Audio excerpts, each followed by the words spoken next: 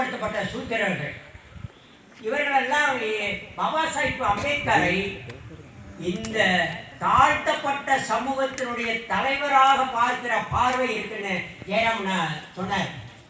அதுக்கு காரணம் இங்கு இவர் ஒட்டுமொத்த ஒடுக்கப்பட்ட சமூகத்தினுடைய விடியலுக்காகவே மானுட விடுதலைக்காகவே அவர் உழைத்தார் என்பதில்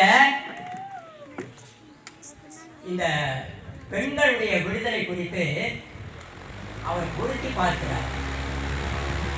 இதுக்கெல்லாம் அடிப்படை எது அப்படின்னு பார்க்கும்போது இந்த மனு சட்டம் தான்.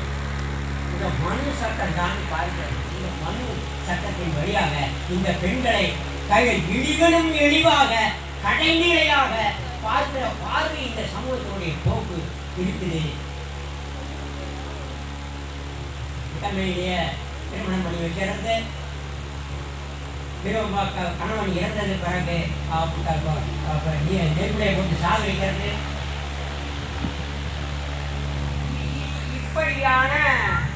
இப்படியான போக்குகளுக்கெல்லாம் காரணம் இந்த மனு சட்டம் தான். அப்ப என்ன செய்யணும்? இந்த ஆளுமை பண்ணுகிற இந்த மனு சட்டத்தை இந்த மக்களுக்கு, இந்த ஒட்டுமொத்த சமூகத்திற்கு எதிரானது என்பதை இந்த சமூகத்திற்கு அடையாளப்படுத்த வேண்டும் என்பதற்காக தான் 1927 டிசம்பர் 25 மனு சட்ட இயக்கம் முதல் செஞ்சார். அவருடைய அப்போ வயதை கணக்கிட்டு பாருங்க. நீங்க இளைஞர்களா நீங்க எப்படி இருக்கிறீங்க? உங்களுடைய செயல்பாட்டில் 27, 9, 36 வயசுல. ஆனா 36 வயசுல நாம் அங்க என்ன பண்ணிட்டு இருக்கோம்? சிந்திச்சு பாருங்க, யோசனை பண்ணி பாருங்க. அவர்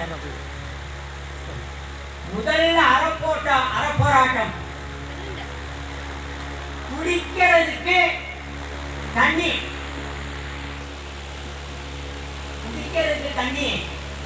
நீங்க மிகப்பெரிய போராட்டம், ஒரு சட்ட போராட்டம் 10 ஆண்டுகள் செஞ்சார். 10 ஆண்டுகளும் நகரசபை சொல்லுது, நீங்க தண்ணி எல்லாருக்கும் இது பொதுவானது, இந்த குளம், இந்த சவுதார் குளம் எல்லாருக்கும் பொதுவானது, நீங்க எல்லாரும் குடிக்கலாம்னு தீர்மானம் போட்டு சட்டமாக்குறாங்க. ஆனா நாம போய் தண்ணி குடிக்க போனா அங்க விடலை. அப்ப சட்டம் சொல்லியிருக்கு. சட்டம் என்ன பண்ணா? சட்டம் வெறும் காகிதம் அப்படின்னு சொல்லுவாரு. எப்போ வரைக்கும் ஆளுமை செய்யக்கூடிய ஆதிக்க சக்திகளாக இருக்கிற பிற்படுத்தப்பட்ட சூத்திரர்கள், அதாவது மேல் சாதின்னு சொல்றேன், அந்த சாதியர்கள் விரும்பினால்தான் நமக்கு அந்த சட்டம். இப்போ அவர்களுடைய விருப்பங்களை நமக்கு சட்டங்களை. அப்ப அதை எப்போ உடைக்க போறோம்? அதை பற்றி காப்பாற்றுகிறது. அந்த காப்பாற்றுகிற வேலையை செய்த எது? மதம். அப்ப அந்த மதத்தை புறக்கணிக்க வேண்டிய தேவை இருக்கிறது. அந்த மதத்தினுடைய காவலாக வடிவமைப்பு சட்ட வழியாக பாதுகாத்துக் கொண்டிருக்கிறது அந்த மனு சட்டம். அதனாலதான் அந்த மனு சட்டம் எரிக்கப்படுகிற போது ஒட்டுமொத்த மதம் எரிக்கப்படுகிறது என்பது பொருள். அப்படித்தான் எல்லாரும் துள்ளி குதிக்கிறான். ஐயோ ஐயோ ஐயோ ஐயோ, சட்டத்தை எரிச்சுட்டாரு, சட்டத்தை எரிச்சு விட்டாரு. அப்போ அதற்கும் இந்த மானுட மக்களுடைய விடுதலைக்கும் பெண்களுடைய விடுதலைக்கும் தொடர்பு இருக்குது. அதனால பெண்கள் சுதந்திரமானவர்களாக அதிகாரமானவர்களாக மாறணும். இப்போ அதிகாரமற்றவர்களாக கீழ்நிலை மக்களாகத்தான் வைக்கப்பட்டிருக்கிறார்கள். அது எந்த சாதியெல்லாம் கிடையாது, எல்லாருமே அப்படித்தான். அப்ப அதுலயும் கடைநிலை யாரானா தலித்து பெண்கள். அப்ப இவர்களுக்கெல்லாம் அதிகாரமுள்ள ஆளும் வர்க்கமாக அவர்கள் மாற்றப்பட வேண்டும். அந்த அடிப்படையில் தான் அவர்கள் சொத்து உரிமை வேண்டும். அவர்களுக்கு சொத்து இருந்தா அவர்களுக்கு மரியாதை இருக்கையா, அவர்களுக்கு செல்வாக்கு இருக்கையா, அவர்கள் அதிகாரமானவர்களாக இருப்பார். குழந்தைகள் தத்தெடுத்துக்கிற உரிமை இருக்கும். அவர்கள் யாரை தன்னுடைய வாழ்க்கை துணைகளாக ஏற்றுக்கொள்ளலாம்ங்கிற உரிமை இருக்கணும். இப்படி எந்த சமூக சட்டங்களும் அவர்களை நிர்பந்தம் செய்யக்கூடாது. இதுக்குதான் பெண்களுக்கான பாதுகாப்பு சட்டம், இந்து மசோதா சட்ட திருத்தம் கொண்டு வரப்பட்டது. அத நேரெல்லாம் சும்மா அதெல்லாம் ஒரு சோசியலிசவாதி அப்படி இப்படின்னு அங்கே வேஷம் போடுறாங்க. அவர் சோசியலிசவாதி இல்லை, கீசலிசவாதி இல்லை. அவர் மிகப்பெரிய மிக சரியாக ஒரு சனாதனவாதியாக இருந்தார். அதெல்லாம் நீங்க எப்படி வாசிக்கணும்னா, நீங்க பாபா சாஹிப் அம்பேத்கருடைய வாழ்க்கை வரலாறுடைய எழுத்துக்களை 17,000க்கும் மேற்பட்ட பக்கங்கள் எழுதி கொடுத்துருக்க அந்த லிட்டரேச்சரை வாங்கி படிங்க.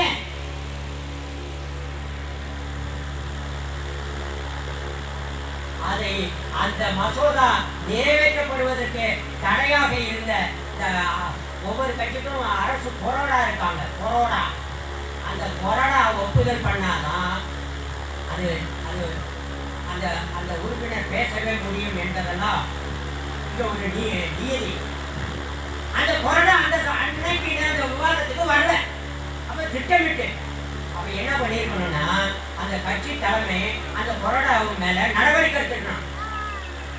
அந்த நடவடிக்கை எடுக்கிறதுக்கு பதிலா அவருக்கு உயர்ந்த பதவி கொடுக்கப்பட்டிருக்குங்கிற செய்தி இருக்கு. அப்போ நீங்க பிரதம அமைச்சராக இருக்கிறவர் அந்த மசோதாவுக்கு எதிராக இருந்தாருங்கிறத புரியுதா இல்லையா? ஆனா அங்க ஒரு சோசியலிசவாதி அவர்களால் இல்ல, மற்ற இந்த சனாதனவாதிகள் தான் எதிராக இருந்தாங்க.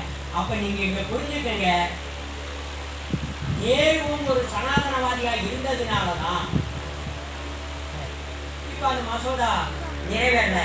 அதனால அவர் பதவியை இந்த பதவி சாதாரணமானதாக தூக்கி எரிஞ்சிட்டு போயிடலாம். இந்த பெண்களுடைய விடுதலைக்கு அது பயன்படாத அந்த அந்த பதவி எனக்கு தேவையில்லைன்னு தூக்கி எரிஞ்சிட்டாரு. இப்ப யாராவது வந்துருவாங்களா?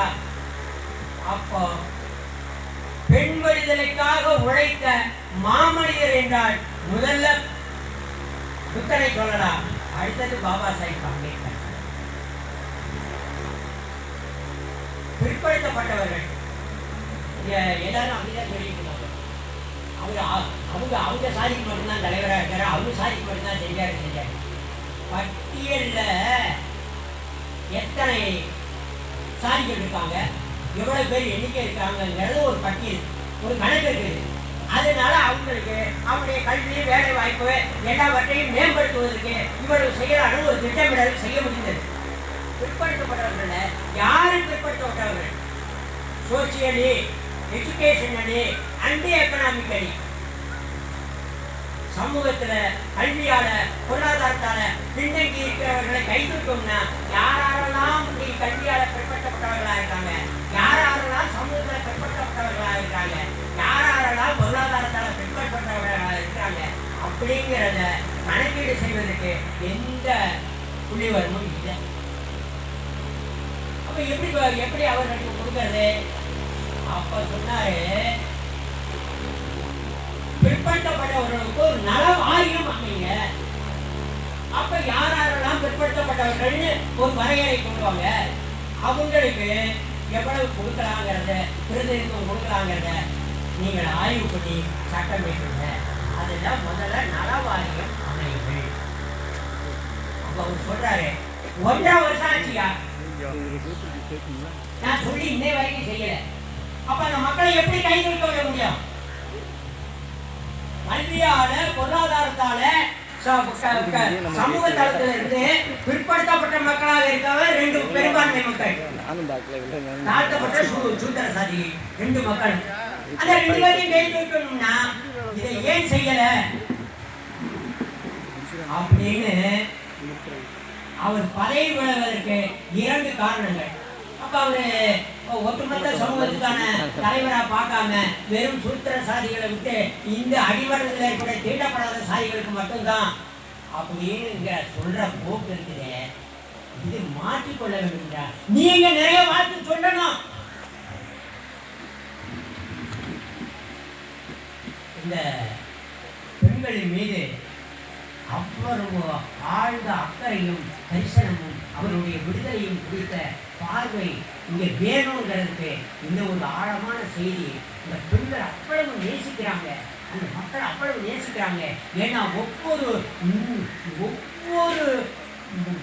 அணுவா பாபா சாஹிப் அம்பேத்கருடைய செயல்பாட்டை கவனித்துக் கொண்டிருக்கிறார்கள் என்கிற ஒரு செய்தி தான். ஒரு நாளை இந்த பெண்கள் வயதானவர்கள் ஒரு மாலையை கட்டிக்கிட்டு வர்றாங்க. இங்கே பாபா சாஹிப் அம்பேத்கர் யாருன்னு கேட்டு அவர்கிட்டயே வந்து கேட்குறாங்க. நான் தான் ஒன்று அப்படியே அந்த மாலையை போடுறாங்க. மாலையை போட்டவுடனே நீ மாநாட்டுக்கு வர வேண்டியதான் நீங்களா, அதை விட்டு இங்கே என்ன வேலைன்னு கேட்குறாரு. இல்லை சாமி, மாநாட்டுக்கு வர்றதுக்கெல்லாம் என்கிட்ட காசு போட முடியல. அப்போ இந்த மாலை மட்டும் எப்படி வாங்க முடிஞ்சது?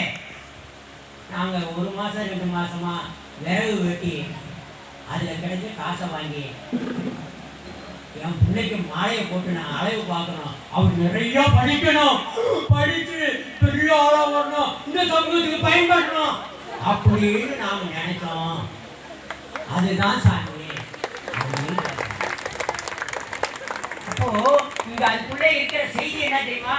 இந்த பெண்கள் வயது அடைந்தும் இந்த பெண்கள் நம் மீது எவ்வளவு ஆழ்ந்த பற்றும் அன்பும் உறுதியும் நம்பிக்கையும் வச்சிருக்காங்க. அந்த நம்பிக்கைக்கு விரோதமா நாம நடக்கலாமா? இப்ப நீங்க யோசனை பண்ணி பாருங்க. நம் மீது இந்த சமூகத்தை மாற்றுவாங்க அப்படின்னு நம் மீது நம்மகிட்ட ஒரு பொறுப்பை கொடுத்துருக்காங்க. நாம தட்டி கழிச்சிட்டு போயிட முடியுமா? போயிட முடியாது. நாங்களும் ஏன் நம்பிக்கை இங்க உங்ககிட்ட வச்சிருக்கேன் தெரியுமா? நீங்கள் தான் இந்த சமூகத்திற்கு, இந்த சமூக மாற்றத்திற்கு தொடக்க புள்ளியை நீங்க தான் போட போறீங்க. மேல புனல் வாசல் போராளிகள் தான் இதுக்கு தொடக்க புள்ளியை போட போறீங்க அப்படிங்கிற நம்பிக்கை இருக்கு. என் நம்பிக்கை உடைக்கப்படாதுல்ல? உடைக்க மாட்டீங்கல்ல? உடைக்க மாட்டீங்கன்னு நம்பிக்கை இருக்கு. அப்ப நீங்க செயல்பாட்டு களத்துக்கு நீங்கள் தாராளமாக வந்தாக வேண்டும். அப்ப சொல்லுவாரு, நான் நிறைய படித்து இந்த மக்களுக்காக நான் என்னை ஒப்படைத்துக் கொள்வேன். அவர்களுடைய கல்வியாளர்களாக, அவர்களை அறிவாளிகளாக, அவங்க சமூக போராளிகளாக அவர்களை மாற்றுவேன். அப்படி செய்யலன்னா இந்த துப்பாக்கி எடுத்து சுட்டுக்கிட்டு நான் செத்து போவேன் என்று அறைகோடோடு அந்த பெண்களுக்கு உறுதியை கொடுக்கிறார். அந்த உறுதியை நீங்கள் ஒவ்வொருவரும் கொடுப்பதற்குரிய ஆயுதமாகத்தான் இந்த படிப்பகத்தை நீங்கள் பயன்படுத்திக் கொள்ள வேண்டும். இது சும்மா ஏதோ உட்காந்து படிச்சுட்டு போறது இல்லை.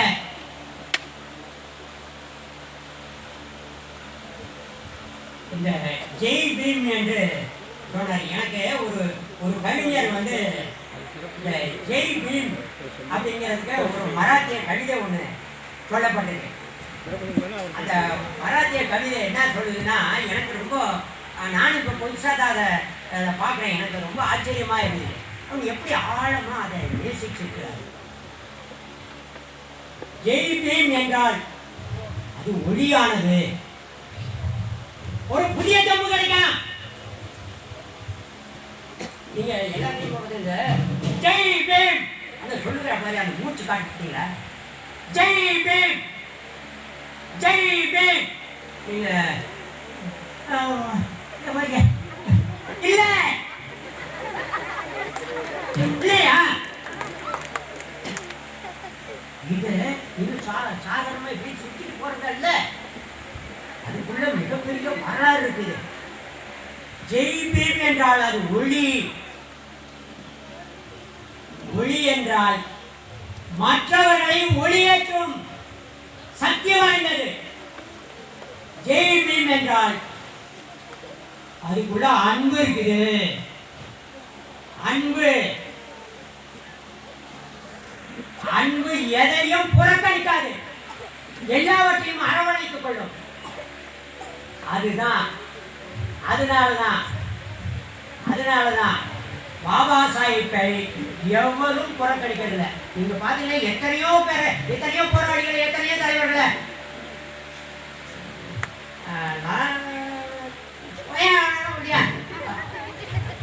யாராவது அம்பேத்கர் இப்படி விரல் நின்று எவனாவது பேசிடுவானா? இல்ல, யாரும்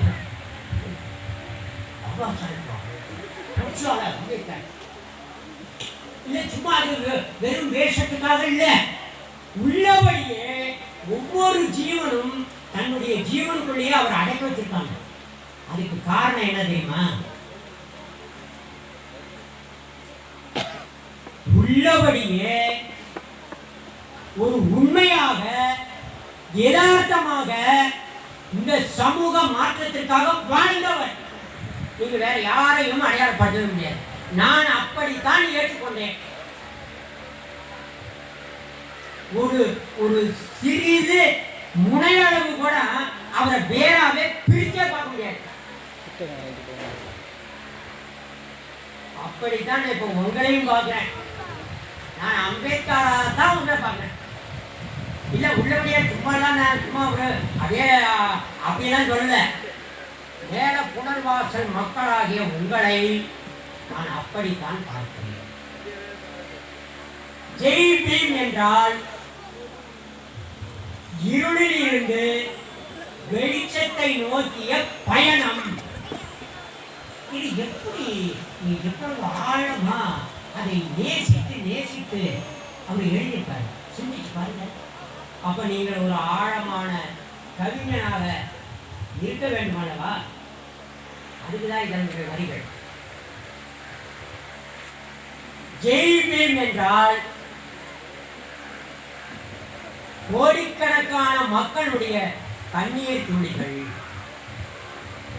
எல்லாத்தையும் இறுதியில ரொம்ப ரொம்ப அருமையா நிறைவுல கொண்டு நிறுத்திட்டார். அப்போ கோடிக்கணக்கான மக்களுடைய கண்ணீர் துளிகளுக்கு காரணமான அநீதியை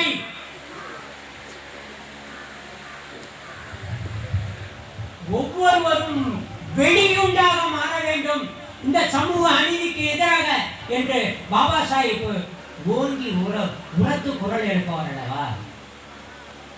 அதாக நீங்கள் மாற வேண்டும். அந்த கண்ணீர் துளிகளுக்கு அடிப்படை காரணியாக எது இருக்கிறதோ அதை அதை முறித்து போட வேண்டும் அப்படிங்கிறதுல ரொம்ப ஆழமாக அந்த ஜெய் பீம் இருக்கிறது. வெறும் சாதாரணமாக ஜெய் பீம் சொல்லிட்டு போற வார்த்தை இல்லை. அது எப்படின்னா, பீமா நதிக்கரை இருக்குது பூனா பகுதியில். பீமாங்கிற ஒரு ஆறு இருக்கு. அந்த ஆற்று பகுதியில் வாழுகிற இந்த மக்கள் தான் பீமா நதிக்கரை மக்கள். அவர்கள் பார்ப்பனர்களுடைய ஆட்சியை முறியடிப்பதற்கு, தூக்கி எறிவதற்கு பிரிட்டிஷ் ராணுவத்தில் மிகப்பெரிய அங்கமாக இருந்து அந்த ஆட்சியை, அந்த ராணுவத்தை முறியடித்து பிரிட்டிஷ் சாம்ராஜ்யத்தை வேரூன்ற வைப்பதற்கு தங்களை ஒப்படைத்துக் கொண்ட ஜெய் பீம் மக்கள். அது இவருக்கும் பொருந்துமாறு அமைந்து விட்டது. பீமா ராவ் ராம்ஜி அம்பேத்கர் அப்படிங்கிற பேரு அதுக்கு பொருத்தமா அமைஞ்சிருச்சு. இந்த பாபா சாஹிப் அம்பேத்கர்